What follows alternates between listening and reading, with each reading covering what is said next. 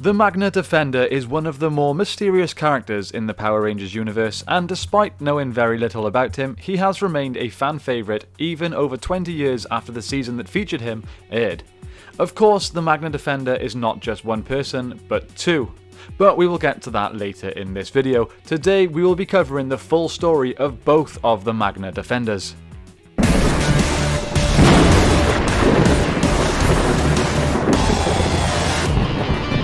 The Magna Defender was among the many participants that fought in the battle that occurred over 3,000 years ago. It is believed that he was once a guardian of sorts to the lights of Orion. Around that time, the Magna Defender's homeworld was attacked and overrun by Scorpius and his monsters.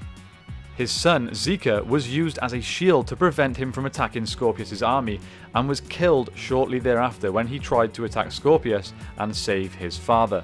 The Magna Defender swore revenge for both his son and their planet. At some point, the Magna Defender arrived on Miranoi to release the lights of Orion. There, on the jungle planet, he fought and lost to his arch-rival, Trecheron. Gravely wounded, Trecheron's final attack sent the Magna Defender tumbling into a pit on the planet.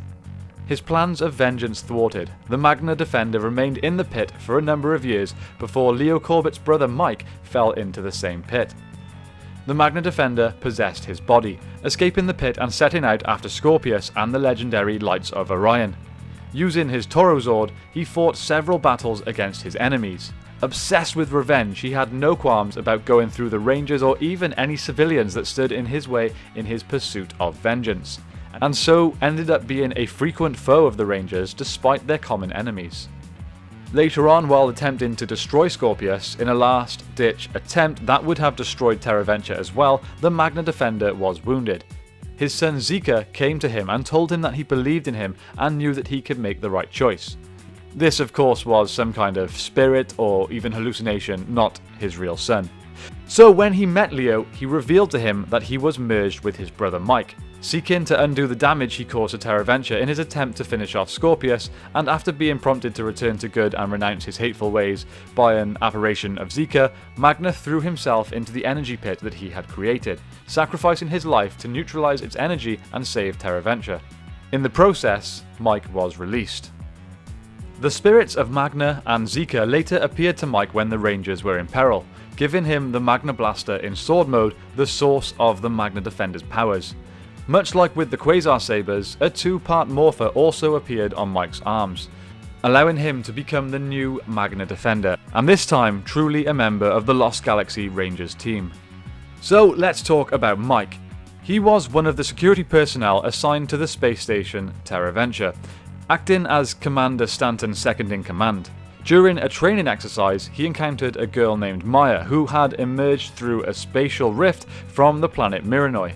Accompanying her, he and several others pulled the 5 Quasar Sabers from their stones. Furio, who was attempting to take the Sabers, became enraged and began turning the planet into stone. As they attempted to escape, Mike fell into an abyss that Furio created.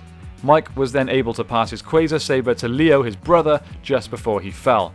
As Mike fell into the abyss, the Magna Defender spotted him and stopped Mike's fall using his Magna Sword.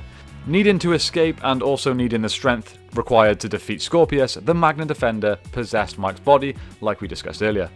It was actually the goodness of Mike's spirit that influenced the Magna Defender by causing him pain when he did something that was morally wrong.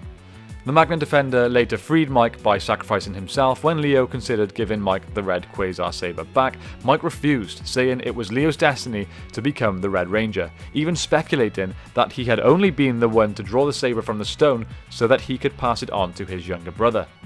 So, as I said, after the spirit of Magna Defender gave Mike the Morpher, which allowed him to become the new Magna Defender, he became an ally to the Lost Galaxy Rangers. Later on, Mike sacrificed the Toro Zord and his powers to free Terraventure in the Lost Galaxy. Prior to Mike's sacrifice of the powers, Magna Defender's spirit appeared to him and motivated him to perform the action.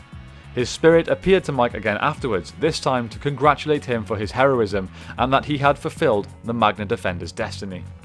Years later then, Mike's powers were fully restored by unknown means and he became the Magna Defender once more, and returned with the other Galaxy Rangers as part of the army of legendary Rangers that helped the Mega Rangers defeat the Armada once and for all, fighting in a huge battle against hundreds of X-Borgs and dozens of Bruisers. What do you guys think of the Magna Defender? Are you a fan? He's certainly a very unique character, as the original Defender is considered an ally rather than a 6th Ranger, but when Mike receives the powers, he becomes pretty much a 6th Ranger to the Lost Galaxy team. I can't really think of another character that's a 6th Ranger but also not a 6th Ranger. Okay guys, that's it for today's video. I really hope you enjoyed it. Please leave a like and subscribe to the channel if you did. It really helps us out. Thank you all so much for the support you have given this channel over the last few months. The growth has been amazing, and it's been so good to share my passion of Power Rangers with other like-minded fans. So thank you all a lot, and thank you for watching. May the power protect you, and I will see you next time on the 6th Ranger.